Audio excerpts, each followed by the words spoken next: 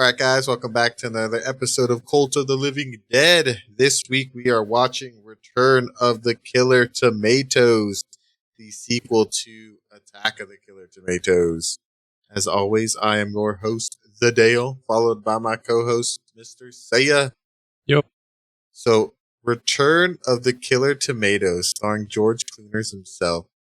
Mr. Clooney. Mr. Clooney. Actually, it's another lost tape, guys. We had a recording failure, so we had to start from the beginning. So we're gonna just jump into the casting crew. We're trying out a new recording program, so if it sucks, well, this episode's gonna suck.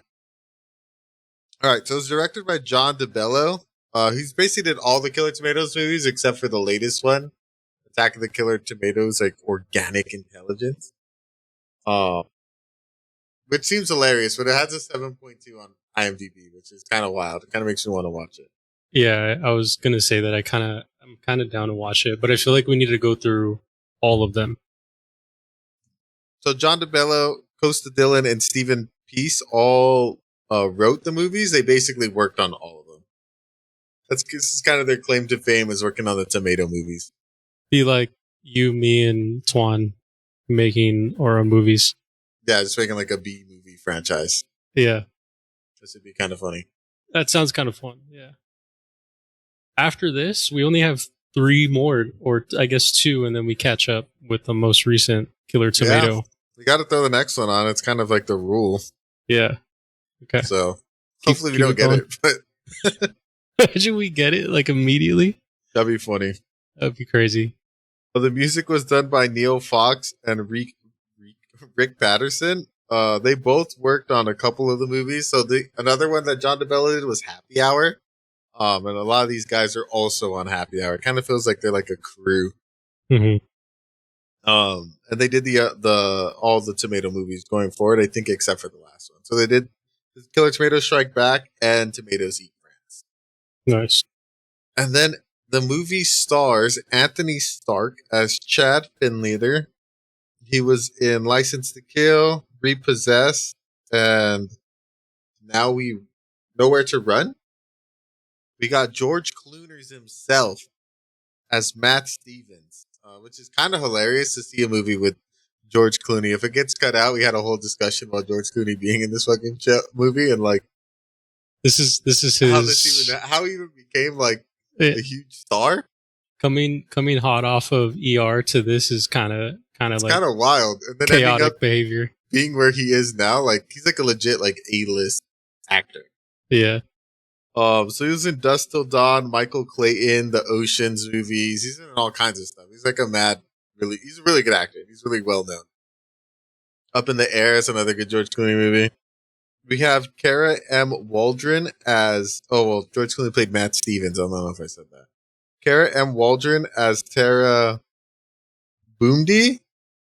She's been in a bunch of stuff, mostly like TV and like small roles in movie. Man, this chick was a smoke show, dude. Yeah, she was. Like, not to be what's the word I'm looking for? Chauvinistic? Mm-hmm. Is that the word? Mm-hmm. But she was what like, are you trying to say? She's a babe. Like, yeah. Not to just like be like, yo, she was fucking hot, but she was like a babe for sure. Yeah, she was. Like I think chauvinistic means that you believe you would have believed in theory, if you were saying that you would believe that like men are superior in all aspects. So it's not that. You're not that. Yeah. But she was sexist, maybe. Yeah. I mean, I feel like they put her in this movie. Oh, her entire character is like super hot chick. Yeah, to be the hot chick. Like that was her point in this movie. Yeah. It was kind of like, I don't know if you've seen Weird Science. Like no, the whole premise of Weird Science is like they yeah. build like a super hot chick. Yeah. Like it kind of felt like that. Like that. Her character is like loves and is great at sex, loves cleaning, and loves cooking. Is obsessed with toasters. Mm-hmm. That's literally her character. I mean, she gets, I guess, a little bit more depth as like it becomes like as like tomatoes have rights. But yeah, she was a babe. She was like Baywatch level fine. I'd throw my life away for her for sure. Yeah, for Yeah, sure. Steve Lundquist as Igor. This dude was fucking hilarious. Just like wanted to be a fucking weatherman the whole time. yeah. He was in Tomatoes Strike Back, Tomatoes Eat France. He didn't really do much more other than this. John Aston as Professor Gangreen. Dude, this dude was Gomez Adams in the Adams Family. I saw. Like, what the I, fuck? I didn't recognize him until I looked it up after, and I was like, "Holy shit!" That is him. I've seen this guy. Yeah, And that's like it's this dude was a somebody. yeah, yeah. And he did a bunch of shit after this too, but he was by far like the most. It kind of reminds me of how was it the actor who played Obi-Wan? Like he was like a big deal actor in like the 50s, 40s, 50s. Mm-hmm. And then he's like, I guess I'll do this because like I need work, and didn't actually like the movie, but it's like, oh shit, you guys got him. Yeah. And then returning, we have J. Stephen Peace as Wilbur Finletter, Frank Davis as Sam Smith, and Gray Colburn as Ian Hutton. These are like, if you saw the first one, Sam Smith is like the disguise expert, and then Ian Hutton is like the scuba guy. And then Wilbur Finletter is just like the oddball, kind of like crazy, like parachute fucking dude.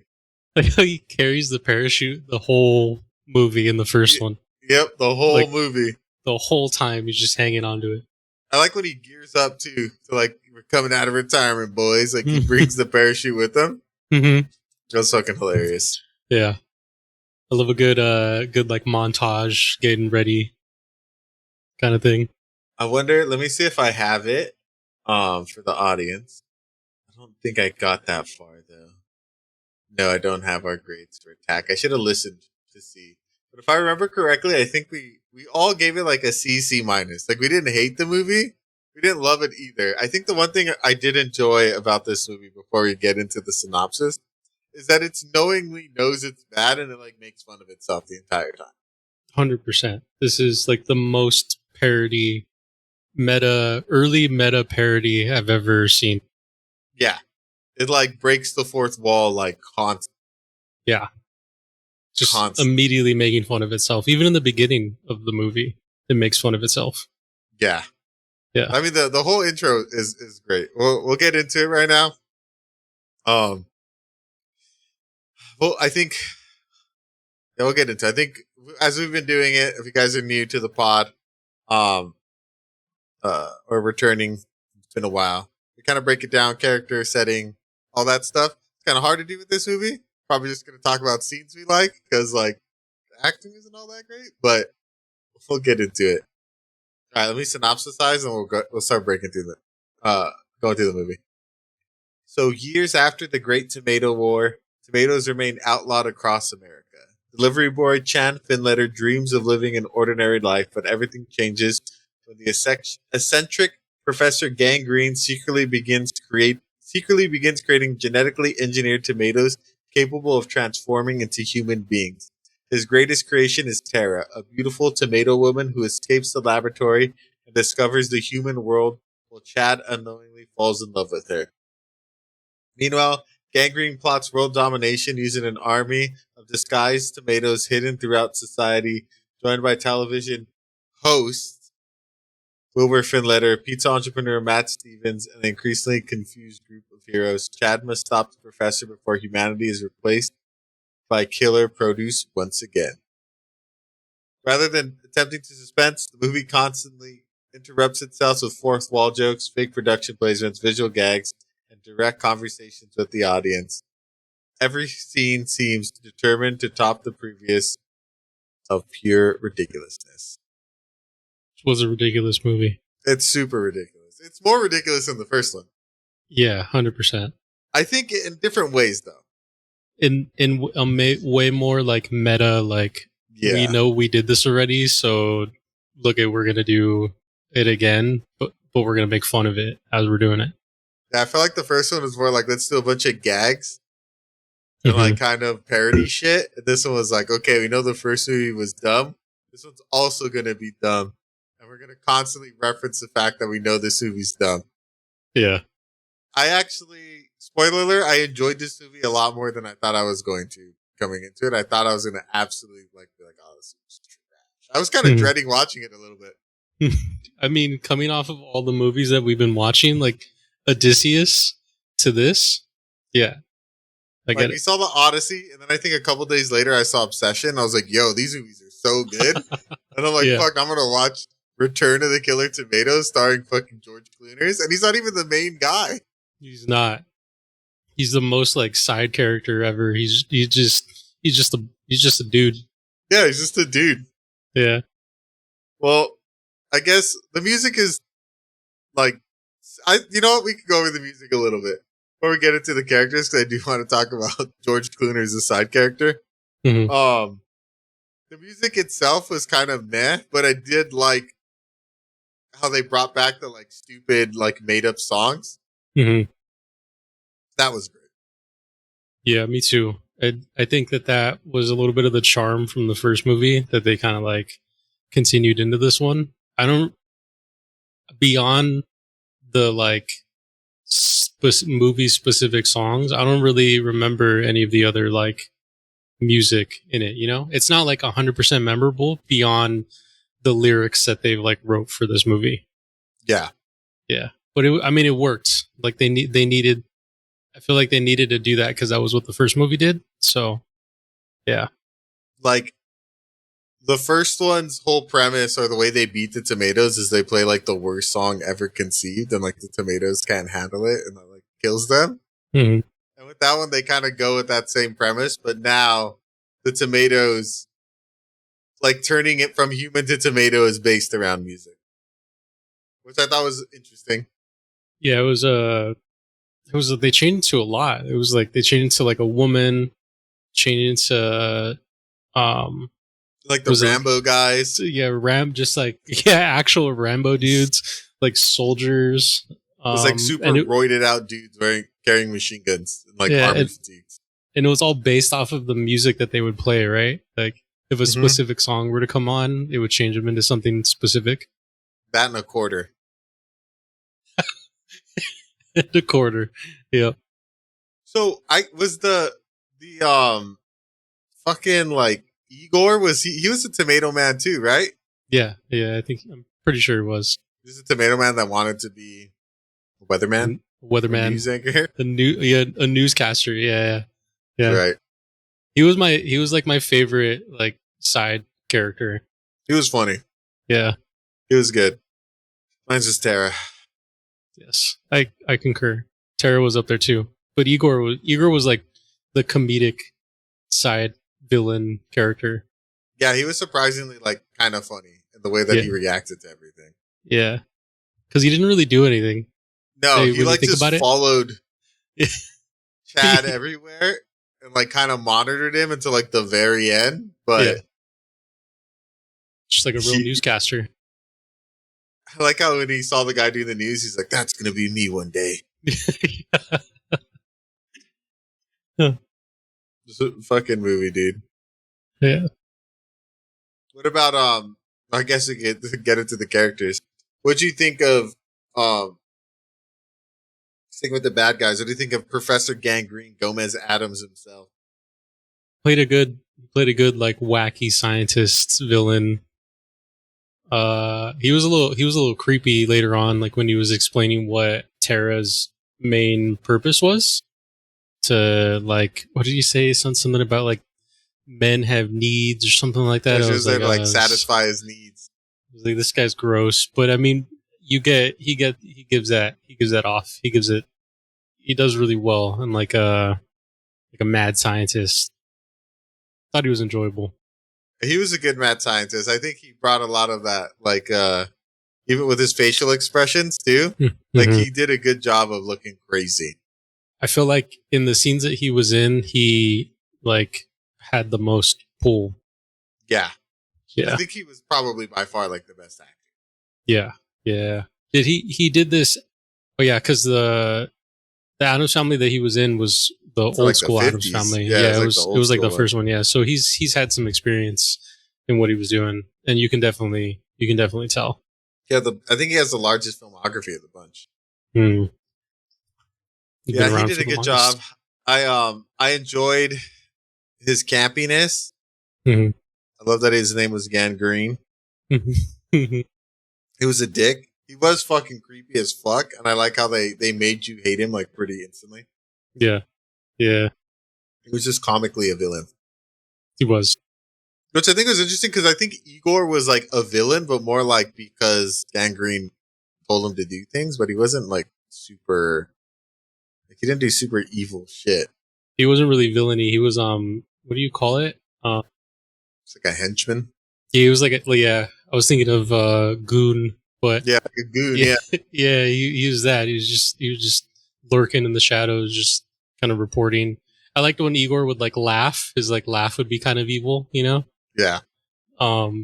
But yeah, they were a good like villain duo, and then the mute all the tomatoes that turned into like army guys and like buff dudes. Those guys were all funny because they were just big and like just burly for like no reason. But There's like big dumb guys. yeah, but Gangreen and Igor, like they were cool. They were a cool villain duo.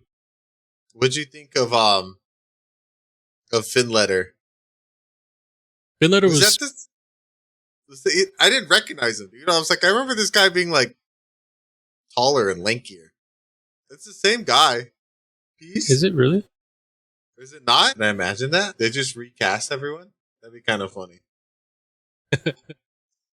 In the first one, his name is Wilbur Finletter.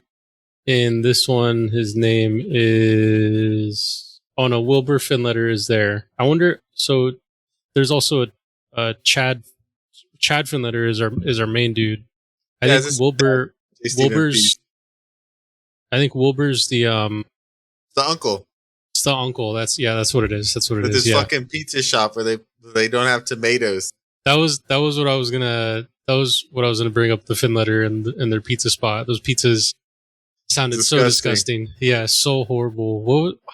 They had one that was like with strawberry jam. And like fish, right? Yeah, fish. Am I freaking Because out? like nothing anchovies? has tomato sauce. Yeah, It was like zero. anchovies, strawberry jam, and like something else. Yeah, crazy. They're on the fringes of food society. Diners, dives, and what is it? Triple D diners, The dive. triple D. Yeah, diners, drive-ins, and dives. They would go crazy for that pizza spot. Yeah, dude, that pizza was absolutely fucking disgusting. I did like the running gag though, because like all tomatoes were outlawed. Like we had the fucking supermarket guy like buying illegal tomatoes. Yeah, and having all the tomatoes stashed in the back. That shit was hilarious. I was like, nice. There's a whole market for just black market tomatoes. That was really funny. I like how he had like variety too. Yeah. He's like, look, try it. And he like gave him like a pinch of salt that he had like in a salt shaker on a string out of his trench coat. Yeah. That shit was, so I was like, oh, hell yeah, that's looking good. Honestly, I like eating tomatoes like that. Do you like eating tomatoes like that? With just a little bit of salt? A little bit of salt? A little bit of salt, a little bit of pepper. Oh, so good. Pretty good. Mhm. And then what do you think of fucking the side character of all side characters, George Clooney's? He's young. He's young in this movie for sure. I mean, I knew he was gonna be because of the time that this movie came out in 1988, but I was still surprised. I was like, oh fuck, because I haven't seen a young George Clooney in decades. You know, I feel like in my time of being alive and watching movies, George Clooney has always looked old. My idea of young George Clooney is him and Dust Till Dawn. Yeah. Yeah. And he doesn't look like young. He looks like he's like in his like early 30s. Yeah. Yeah. And so that's also my point of reference. And so this one, he looks like a kid in this one. And I think he is a kid in this one. I mean, I don't know how old he was in that movie, but holy shit. It's also funny because he's a good name. Strong name. George Clooney? Yeah, in this movie. What's his name? Fucking Matt Stevens? Yeah. Strong name. Homie just wants to get laid. Literally, that's his entire character. Like, I want to get laid. That's his quest. He was 27 in this movie. Oh, so he was young. Okay. Yeah. Damn, he didn't have his real breakout role until he was like 37. Can always happen. To it. Good Yeah. for George Clooney. Yeah. Yeah, but like his whole thing was like get laid. But I loved when he was like when they did the like fourth wall break and they're like we're running out of money. It's like product placement, and he just became like the product placement guy for the rest of the movie. Dude, that shit had me dying. I was like, all right, that's a funny bit. Yeah. That was hilarious. Like, They used him in a good way. Yeah, And I feel like they used him in that way because he was from TV. And I think they used a lot more product placement on TV than anything else. And so it was hilarious to have him transition to film to still doing product placement on film, you know? Yeah. I like that shit. And how they had him, like, and then every scene after they started that, I don't know if you noticed, like, they'd like zoom in on like the Reeboks or they'd be like a Pepsi in the background. Yeah. That shit had, I was like, dude, I started like looking out for it. I was like, or like the Hondas. Yeah. Like little Honda, like 4x4s they're on. Mm-hmm. I was like, that's fucking funny. It was a constant thing throughout the rest of the movie, and it was so fucking funny. It was great. Yeah. Oh, man. That was probably like one of my favorite bits. Me too. Yeah, but then other than that, his entire character arc was like get laid. I feel like this movie, compared to the first one, I remember the first one we kind of talked about how it's like for sure a little dated, but like the jokes weren't like super like out of place. I feel like this one's a little bit more like, oh, it's just 80s, like 80s comedy. Mm-hmm. 80s, like, horny boy. Yeah, comedy. horny guy comedy. Yeah. Yeah. And George Clooney embodies that throughout the whole movie. That's his whole character arc. Yeah. I mean, there are other there's other jokes, but I feel like they give Clooney so much time in this movie that like that's a bulk of the jokes in it. It pays off for him in the end too. Yeah. He gets all those women and they go like to the beach. Harem with like models. Yeah. And he gets a song written after him too. But yeah, that's this right. Is like I fucking forget the name of it, but it's like everyone goes to the beach topless or something and George Clooney's just like skipping off into the sunset with everyone. It's beautiful. It's a beautiful way for Matt to end their story. That's so funny. And then, what'd you think of Tara?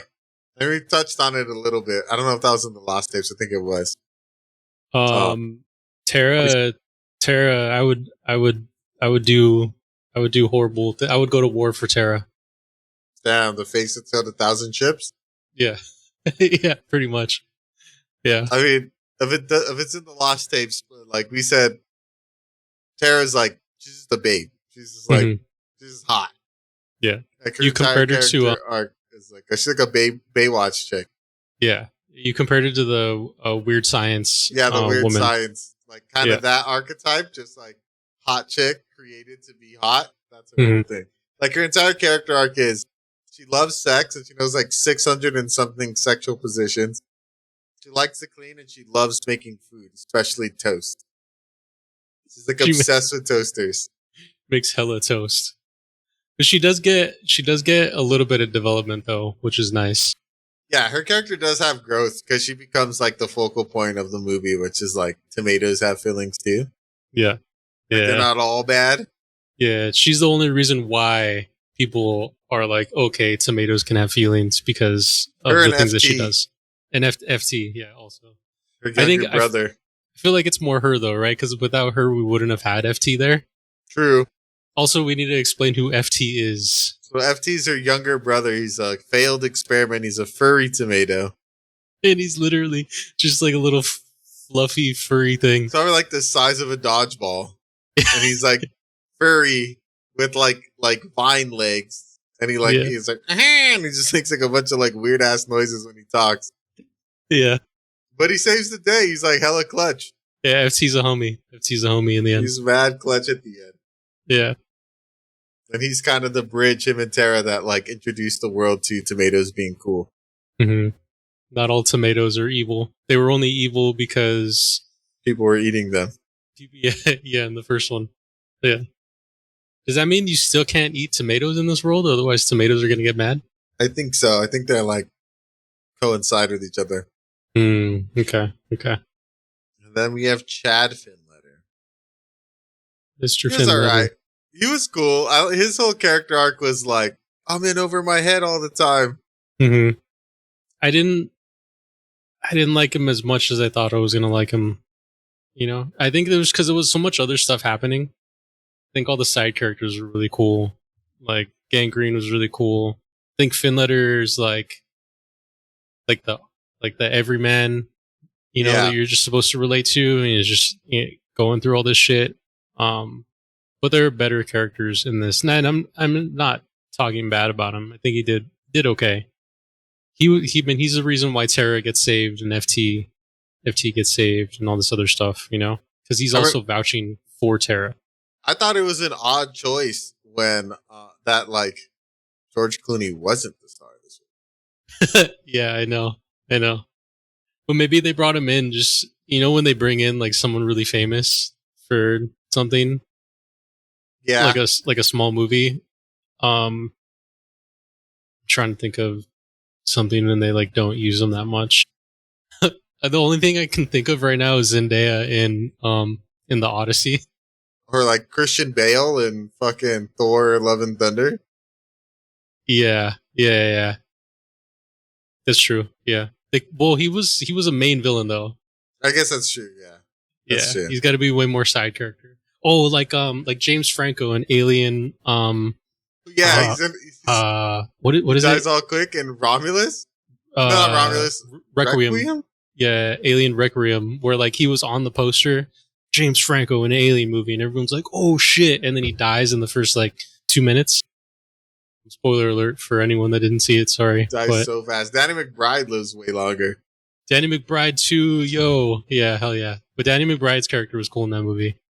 He like still a choice for him to be an Alien Requiem. Yeah, I know. I mean, that whole movie is a choice, but you know. True. But yeah, definitely they brought in like the most famous TV guy into this. I think that I feel like because of the comedy that's in it, I could see them bringing him in because they knew that they were going to do product placement. They were like, we need someone who has done something like that before.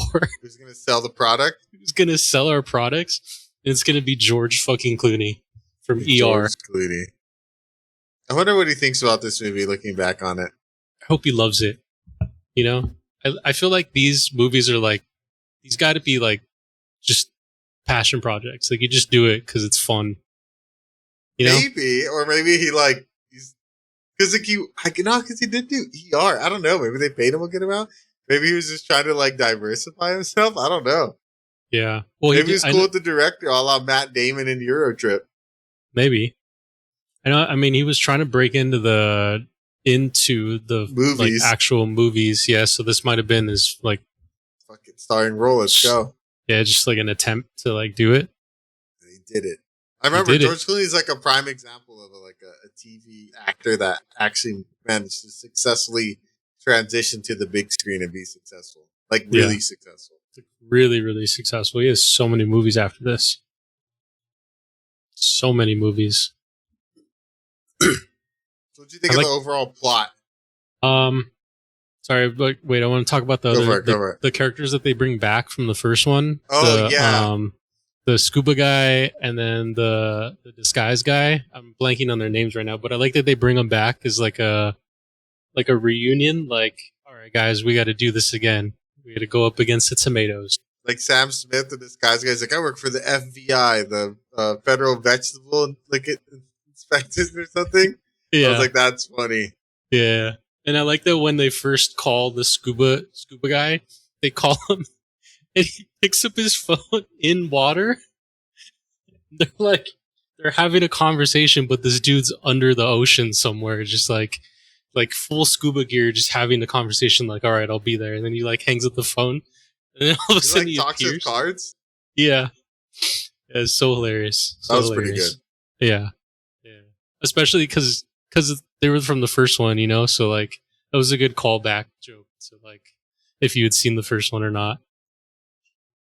Going to the plot was cool. I was curious as like how they were gonna bring back the killer tomatoes, because I know in the first one it was a failed science experiment, right? And then it and then they gained sentience, and then they were like, oh my god, you're eating us, and so they got all pissed. So I was like, how are you gonna do this again? You know, I think I think a lot of sequels struggle with stories that like make sense, and I feel like this one made sense. It's still tomatoes, but now it's a human using those tomatoes as like weapons. They figured out how to weaponize these things in typical human fashion, of course.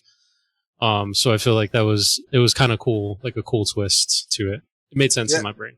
I was interested too. I'm like, how are they gonna like rehash this? I was like, are they just gonna do the same thing over again? Like, there's like, I don't know, they didn't kill all of them or something. But then like them being like tomato people hybrids, I was like, oh, that's cool. That was an interesting twist that I didn't think they were gonna take. Really cuts down on the special effects too, because like they're just regular ass people. Yeah, yeah. I mean, there's a couple of tomatoes here or there, but for the most part, like they're all people.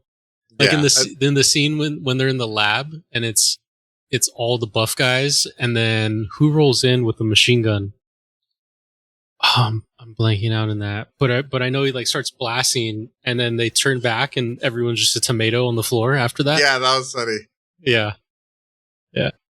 Did that happen when they were rushing the like prison and they turned the lights off and they have the shootout? Yeah, and then it's just like splattered tomatoes everywhere. Yeah. It definitely saved on a lot of the like cheesy special effects that we had in like the first one, because the first one was so fucking cheesy, dude. Remember when that helicopter crashed? Yes. Tomato causing helicopter to crash is just nuts. The first one was definitely more like bonkers for sure. Yeah. This one tried to be like more grounded. Yeah. It was more of a personal story. It was more like small scale. Yeah. And I think in this one, the villains weren't really the tomatoes. The villains were humans. Yeah.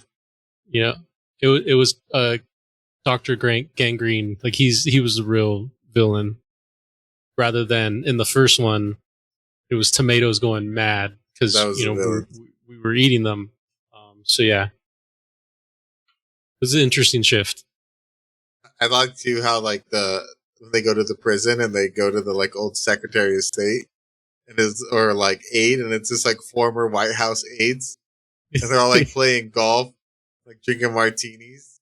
And when he dies, he's like, "This is ridiculous. I was at a starring role in the first movie." Yeah, I love the fourth wall breaks in this one. They're so constant in this one. It's hilarious. Like the whole intro where it's like, all right, we're going to welcome to Midnight Movies. Today we're going to play, all right, we can't play Attack. We're going to play the sequel, Return. And remember, today's secret word is the. Yo, you just reminded me that they pay off, that joke pays off at the very end of the movie, which is hilarious. That's when they save the day. Yeah, they make sure that all jokes pay off, which is great. That shit was hilarious. When he answers the phone and he's like, da da da, and he's like, what? And he said something, and then he says, the, and then like confetti and balloons fall, and they're like, what the fuck? And that was like the distraction to stop him. Yeah. It's hilarious. They really leaned into like the B horror, like the real B horror-ness of it, and then they were like, how do we make a B horror like so meta that like it's just funny? And I feel like it worked. I was laughing. I was audibly laughing during the movie. Yeah. I agree. They crushed it, especially with the even that same bit, dude. Like when Tara dies and she's like keeps slapping the window. Yeah, she does it like 50 times. It's like, what the fuck? So fucking stupid. And even George Clooney's like, I told you to think that joke was going to pay off that we set up at the beginning. Same thing with the pizza he tosses and like disappears. I completely forgot about that. In the very beginning, when we first get introduced to Matt, he's in the pizza shop and he's twirling a pizza in his hand, and then he lifts it up and it just disappears. And then you never see it again, and then it finally comes back down at the end, right after the callback to the word, phone call, right? The phone call, yeah. It was really funny. I feel like I can't think of a movie that does something like that, where like it sets up a joke like really early and then it pays off like at the very end. Right at the end. Yeah, yeah. I can't think of anything like that does that lately. But I feel I like enjoy things like that. Like I think that's why I enjoy stand up comedies that like Dave Chappelle. I know he's a little on the fence about people are on the fence about him, but I feel like he sets up really good like punchline jokes where he'll do like a callback to something that he said in the very beginning of his like stand up. I mean, Mm-hmm. I guess any and others, all stand up comedians will do that too. But I love that shit, dude. Like, give me a good callback. It's funny. Have me rolling on the floor.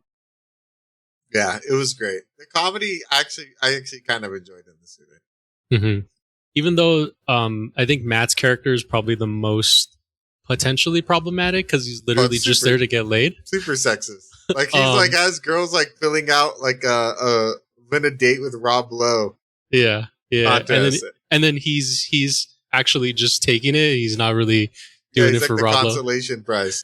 Yeah. Um, Beyond that though, I feel like the humor was like pretty spot on. Like it was pretty good. Yeah, It's they did still I it. think it would still stand for today, you know? I think so. If you can get past some of the more sexist things, like the introduction to Tara. Introduction to Tara is her like basically asking Chad like if he wants to have sex. hmm And he's like, "What? No." And she's like, "You want a blowjob?" And he's like, "No, what? No, like, Yeah. relax." Yeah. And she's like, "What? I know 365 or like 665 sexual positions." Yeah. But her character and I think Matt are like the most, but everything else I think is pretty funny. hmm Yeah.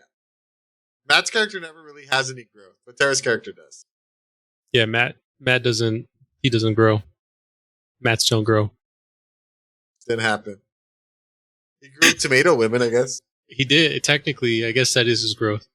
He externally grew rather than internally grew. Yeah. Did you have a favorite bit? Like, what was your favorite like scene? I think. Mine was the Actors Guild guy. That was pretty funny. That whole bit where they have to cut and they're like, "We ran out of money, guys. Sorry." And then Chad's like, he's like, "What if we cut corners?" He's like, "What? You haven't been paying attention for the last like 2 weeks? That's all we do is cut corners." The And guy's then like, when "Oh, he Actors Guild. That guy talked $400. Anyone he talks on camera gets $400." He's like, "Everyone, shut up. Nobody say a thing." And everyone says, "Okay." yeah, That was that good. one was funny. That I and the like product placement. I really like the product placement piece like right after that. I also like when FT goes out in the world and That was it's funny. just like exploring around, like he's just kind of mobbing and then Mobbing. people just start freaking out that he's like a fuzzy tomato and he's out there. Thought that was kind of funny. I also like Igor. Igor is just like we mentioned it before, but he's kind of just observing everyone. Like what's his name?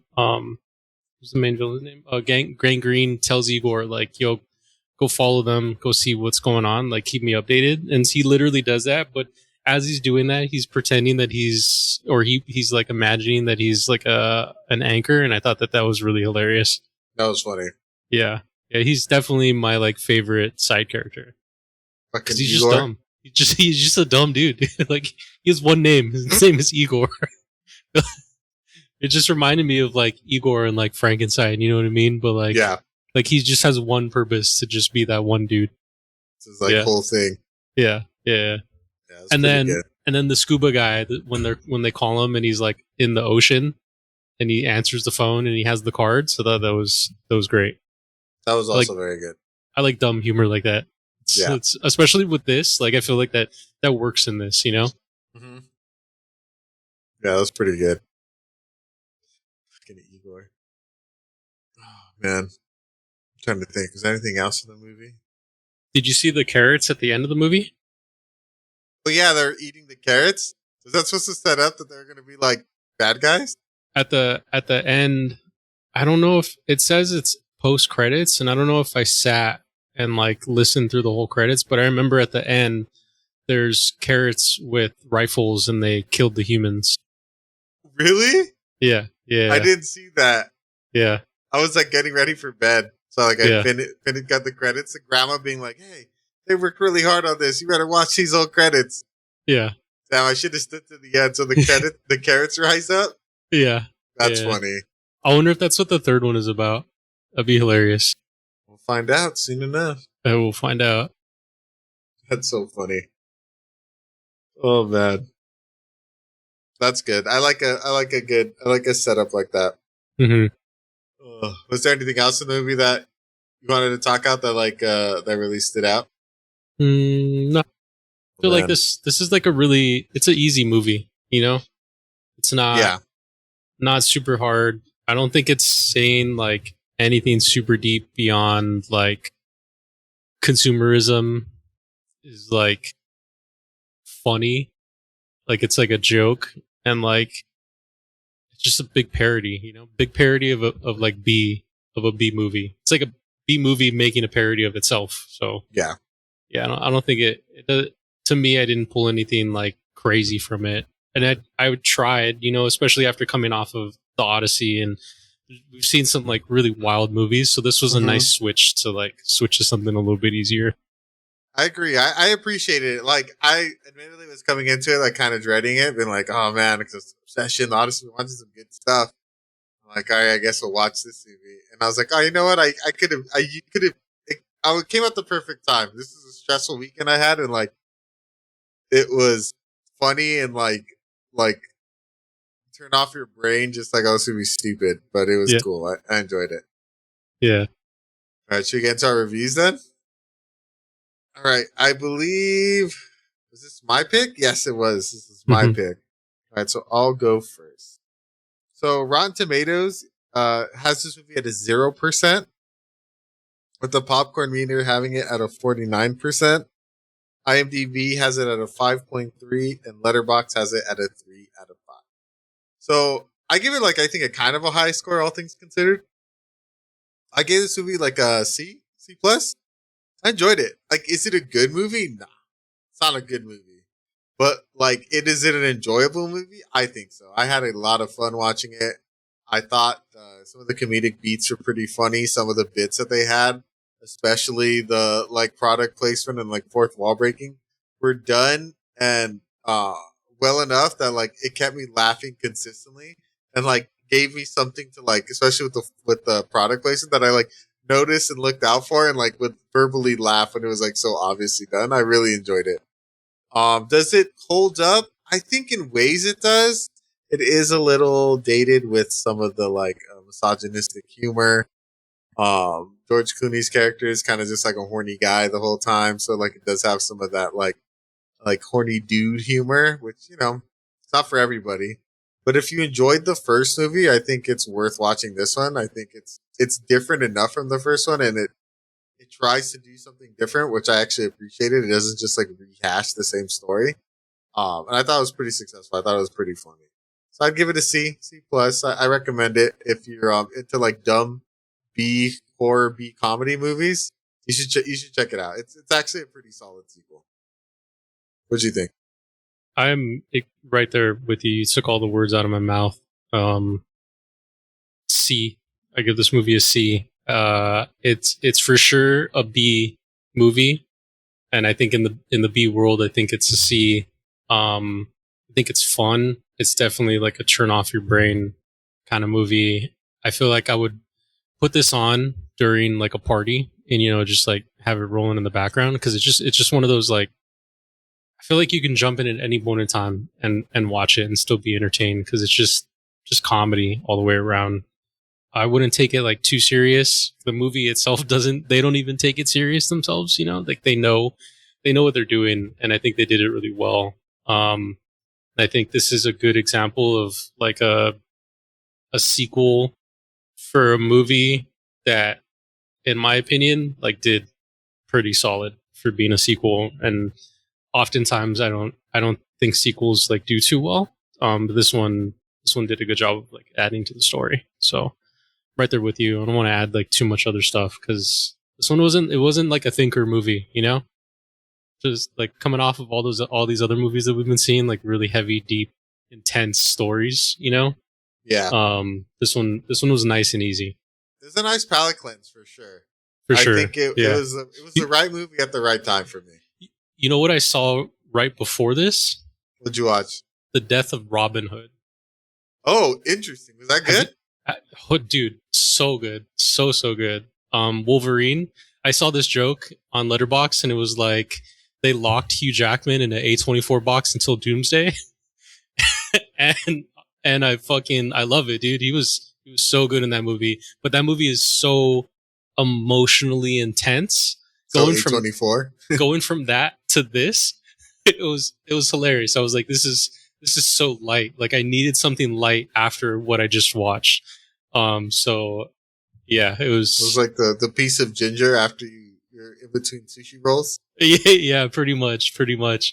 I mean, it's still a solid, it's still a solid movie. See, I recommend this. I'd show everyone pretty much. I think the jokes are raunchy, but they're No, not they're like not like crude. they're not like NC-17. Yeah. They're not even rated R. I feel like they're PG-13 level, like early raunchy 80s, This movie, horny jokes. especially in the beginning, like Love was obsessed with giving you almost a titty shot. Yeah. Like the Yeah. whole movie. Like there's naked, you only got side boob. Yeah. Like Tara's character's in the shower and like you can't really see through the glass, but you can kind of see through the glass.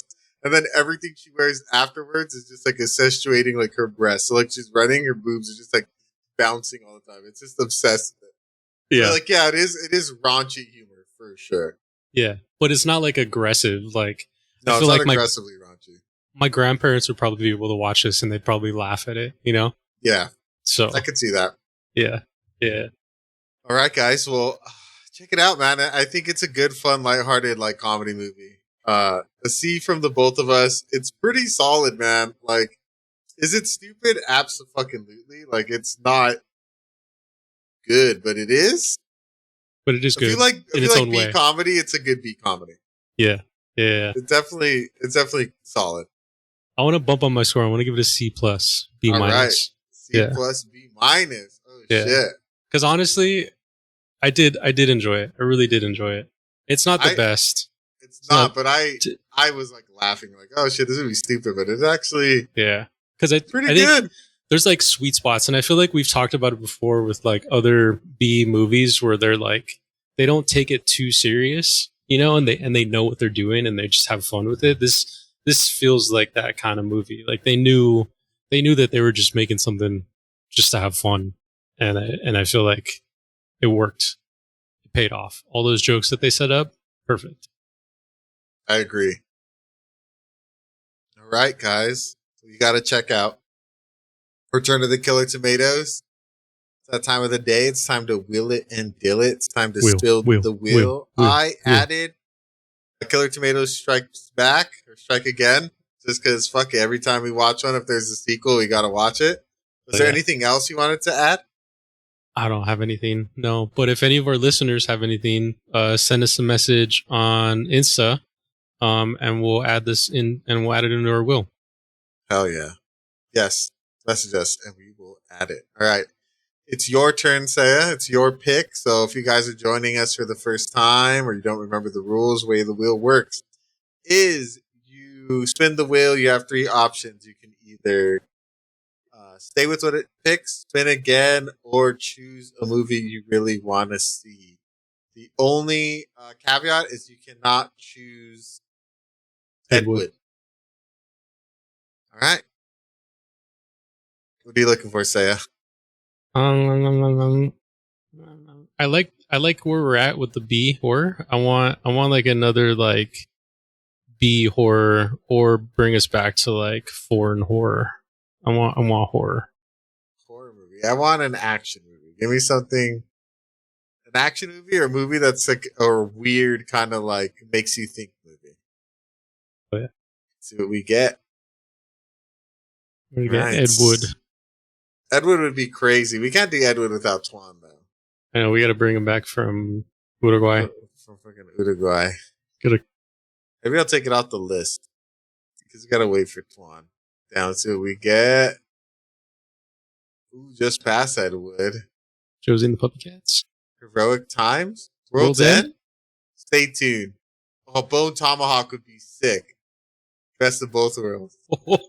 Bone tomahawk. Bone tomahawk. Nice, dude. You know what's crazy? Keep it or leave it. I'm down to keep it. I almost rewatched this movie like 2 weeks ago.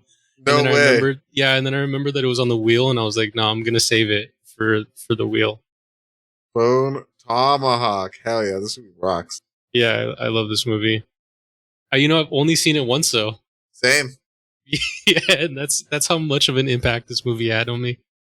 I've only seen it once as well. All right, Nice. guys. Well, the wheel has spoken.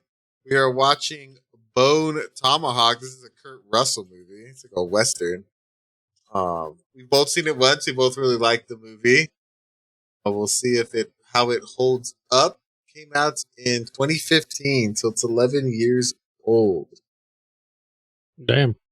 I want to thank you guys for joining us this week as we covered Return of the Killer Tomatoes. We will be back with Bone Tomahawk. Return got a recommend from the both of us. A C+, B- from Cea, and a CC+ from myself. Check it out, guys. It's a stupid, fun comedy B movie. I think it's better than what Rotten Tomatoes or IMDb gives it. It's fucking stupid, but it's good.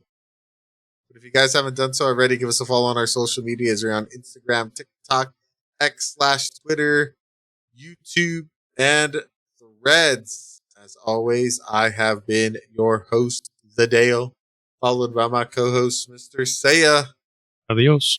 Catch you guys next week. Bye. Bye-bye.